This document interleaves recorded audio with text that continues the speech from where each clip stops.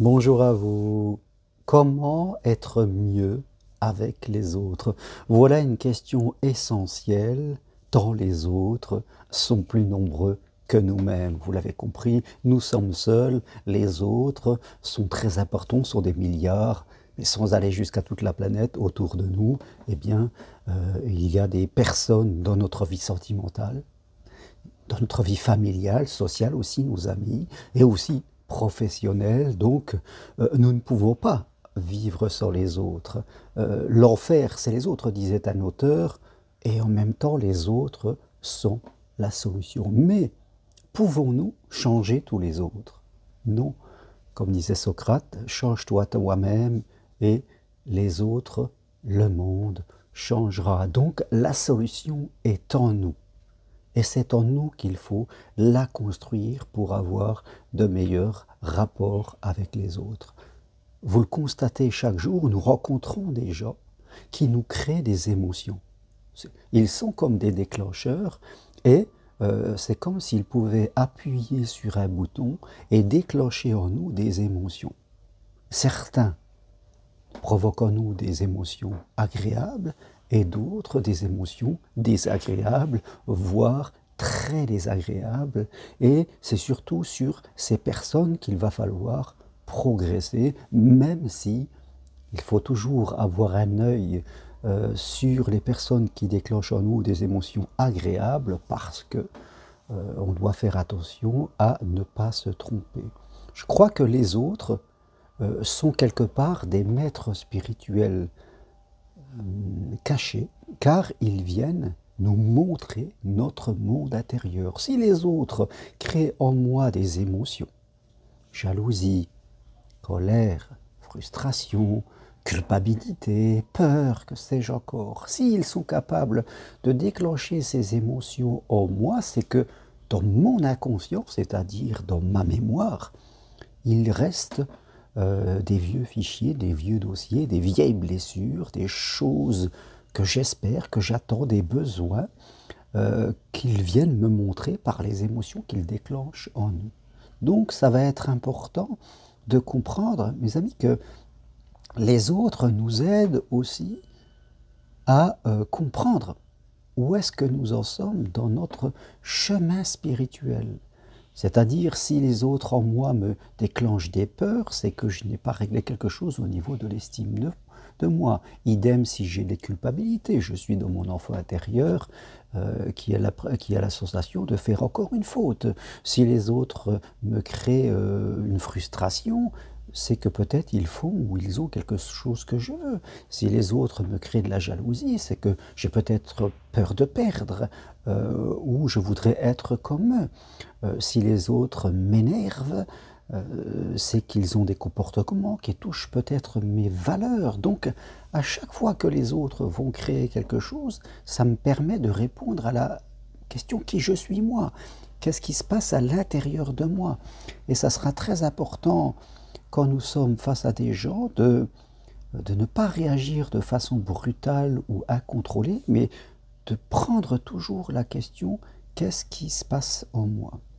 Parce que l'objectif, comme je ne peux pas changer les autres, bien sûr, je peux faire le tri. Si j'ai vraiment des personnes qui sont très agressives, qui ne sont pas du tout dans mes valeurs de vie, je vais les éviter. Mais je rencontrerai toujours des personnes qui, sans aller jusqu'à ce niveau, des gens de ma famille, mon propre compagnon ou compagne de vie, mes enfants, mes collègues de travail, je serai tout de même obligé de vivre avec des personnes que je n'ai pas forcément choisies. Donc il va me falloir progresser pour être mieux dans mes émotions et ne pas être complètement ballotté et, fin de compte, vivre avec des masques, c'est-à-dire en essayant toujours de faire attention, en essayant d'éviter des choses. Donc je serai vraiment dans une vie totalement inconfortable parce qu'il pourra toujours me tomber sur moi quelque chose. Donc l'objectif n'est pas de devenir insensible, complètement détaché comme un Bouddha, Ça serait l'idéal, vous me direz, mais ce n'est pas simple. Nous sommes dans une vie où nous sommes de plus en plus stimulés avec les réseaux, avec les SMS que les gens nous envoient à n'importe quel moment de la journée et de la nuit, et qui peuvent nous créer une émotion. On peut être tranquille dans sa chambre et quelqu'un nous balance quelque chose parce que lui-même il a une émotion. Et il ne se dit pas, bah tiens, je ne vais pas l'embêter ce soir, je lui écrirai demain. Il nous balance ça à 23 h le soir. Hein, une nouvelle pas très agréable, et du coup, ça perturbe notre nuit. Donc, nous sommes aujourd'hui vraiment complètement ouverts à des stimulations pas toujours agréables. Donc, il va falloir, l'objectif, ça va être de réduire l'impact des autres. Et qu'à chaque fois que quelqu'un, je dirais, me provoque quelque chose, je prends le temps de regarder et de comprendre qu'est-ce qui s'est passé en moi. Plus vous allez répéter ce mécanisme, à regarder et à comprendre le mieux que vous pouvez, et plus l'impact sera modéré. Comme toujours, plus vous allez fuir, et plus l'impact va rester fort. Vous voyez, plus vous allez avoir peur et vous allez rester dans l'inconscience, en étant dans l'évitement, et plus l'impact des autres sur vos émotions, parce que c'est ça le truc, c'est l'impact des autres sur vos émotions, eh bien, sera fort. Et vous verrez que plus vous allez faire cet exercice de vous demander qu'est-ce qui se passe en moi, il faudra peut-être apprendre un peu les émotions pour bien les comprendre. Chaque émotion est un message de vous à vous.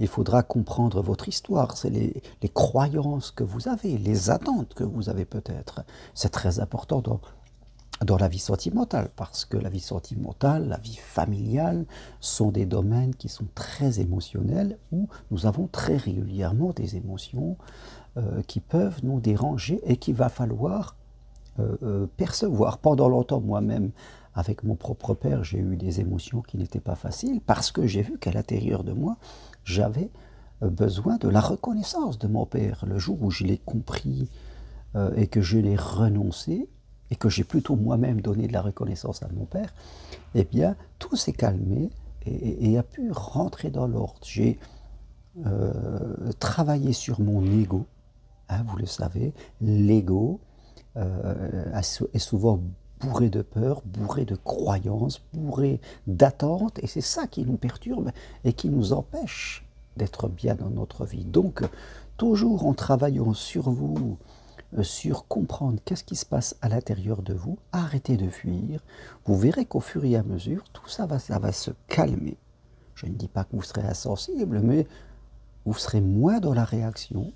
Vous prendrez un moment de réflexion quand quelqu'un déclenche en vous une émotion un peu forte, et vous prenez le temps de laisser retomber la montée d'ego, comme on dit, et vous verrez que tout cela va commencer à s'apaiser. Tant que vous restez dans l'ego et dans ces réactions incontrôlées avec les autres, vous allez mécaniquement attirer à vous des gens qui vont venir frapper, comme si vous étiez un ascenseur avec des boutons. Les gens viendront appuyer sur les boutons, vous faire monter et descendre dans vos émotions, et ça va être très désagréable à vivre. Donc, première des progressions, c'est prendre le temps de comprendre qu'est-ce qui se passe à l'intérieur de vous. Et puis après, en complément, vous pouvez aussi apprendre à mieux communiquer. Et il y a des techniques de communication qui nous permettent, même si on a une émotion négative, d'avoir des mots plus justes, plus apaisants pour l'autre. Nous serons en tout cas plus en harmonie. Nous n'allons pas renchérir là-dessus au fur et à mesure. Donc, comment être mieux avec les autres? Déjà, être entourné de personnes ressources, c'est important, de personnes avec qui vous vous sentez accepté. Donc, on fait un peu le tri dans ces gens. Non pas qu'on rejette des personnes, mais si elles ont besoin de faire un chemin, eh bien, on vit à minima avec eux. Et avec ceux qui sont autour de nous et avec qui nous sommes obligés à vivre, eh bien, on se sert de ces personnes qui sont des guides spirituels cachés pour comprendre qu'est-ce qui se passe à l'intérieur de nous, dans nos émotions, dans nos attentes, dans nos croyances, pour mieux se connaître et arriver à un niveau je dirais, où nous sommes beaucoup moins touchés par ce que disent les autres. Nous n'en faisons plus une affaire personnelle, comme le disent si bien les accords Toltec. Et puis après, apprendre quelques petites techniques de communication pour savoir répondre sans être agressif, toujours en étant dans la paix intérieure. Voilà ce que je veux partager avec vous. Rappelez-vous toujours, pour être mieux avec les autres, vous ne pourrez pas changer tous les autres. C'est à vous de progresser, comme toujours, c'est la même chose en amour. Je dirais, c'est à vous de progresser, et quand vous progressez, quand vous changez, votre monde change. Voilà ce que je veux partager avec vous. Si vous voulez aller plus loin, prenez rendez-vous avec moi pour une consultation à distance, que ce soit votre vie sentimentale, si vous êtes un couple, ou une personne seule qui désire rencontrer l'amour, ou toute autre question personnelle, ou que ce soit pour une formation individuelle pour devenir psychopraticien en thérapie brève, formation possible à distance de chez vous. Toutes les infos sur mon site germainrocari.com. Et si vous aimez cette vidéo, eh bien vous appuyez sur j'aime. Sur ce, ciao, et comme toujours, investissez sur vous, soyez l'acteur de votre vie et non pas le spectateur passif, et investissez surtout sur l'amour parce que c'est la plus belle joie au monde. Merci, à très bientôt, au revoir.